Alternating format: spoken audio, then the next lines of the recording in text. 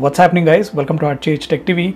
This is Redmi 5, which has been recently launched here in India, and today in this video let's unbox it, let's have a look at camera samples, and let's also listen to sound quality.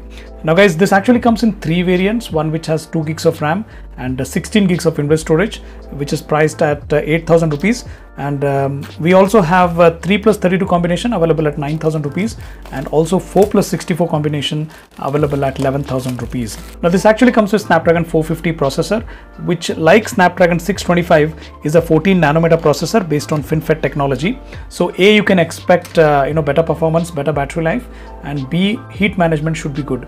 So definitely we'll check that and let you know. So let's quickly take this top lid off. Okay, so the first thing which we have in the box is a transparent case. So definitely it's always a good thing to be included in the box. As you can see, I've ordered the black variant and I've got the black case, and so this is the phone.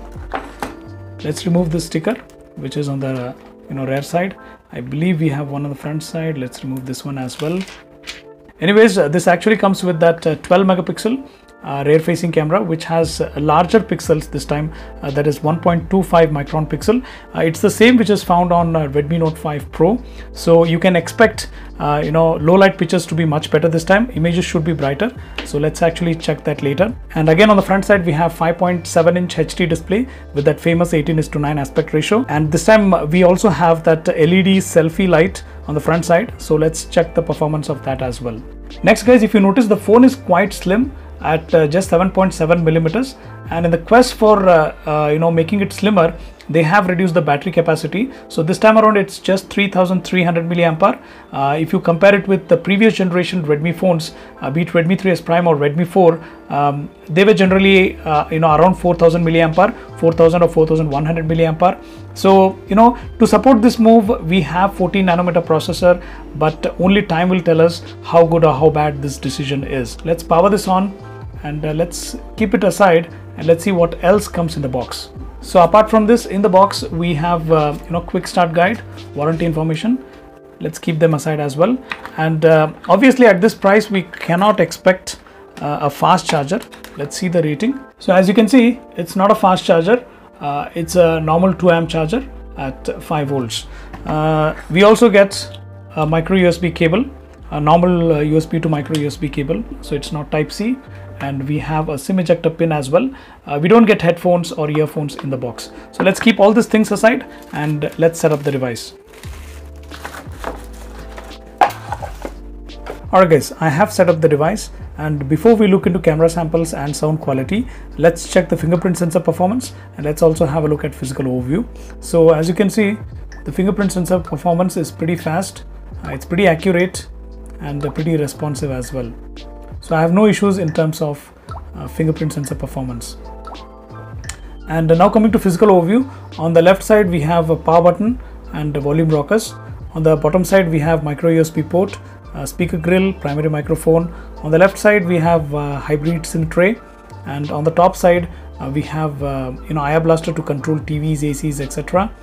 Secondary mic for noise cancellation, and a headphone jack. And this actually comes with that 18:9 aspect ratio, so it's a 5.7-inch HD display guys. Now this is a 2 gig variant, and as you can see, out of that 2 gigs only like 600 MB is free, so definitely this is not the model to get. And if you have to look at the storage scenario, then out of that I haven't installed any applications yet guys, and out of that 16 gigs 8 GB is free, so definitely this is not the model to get. What I would suggest is add a little extra, that is 1000 rupees, and you'll get that 3 gig plus 32 gig combination. I believe that's more value for money. And out of the box it runs on MIUI 9.2 stable version based on Android 7.1.2.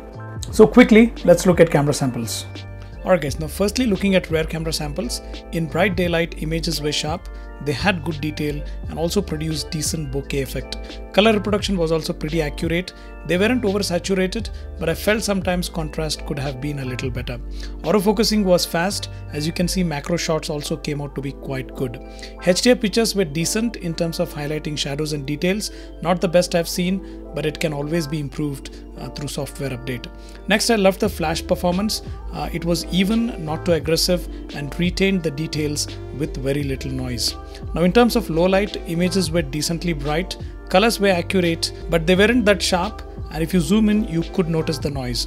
Now in low light, you got to have stable hands, otherwise you'll end up with blurred images. Now speaking about front-facing camera, in bright daylight or indoors, colors were quite accurate, but they weren't that sharp, and also wide angle or field of coverage could have been a little better. Now in low light, selfie flash definitely is a handy feature to have, but I feel it could have been a little brighter because if you zoom in, you will notice quite a bit of noise.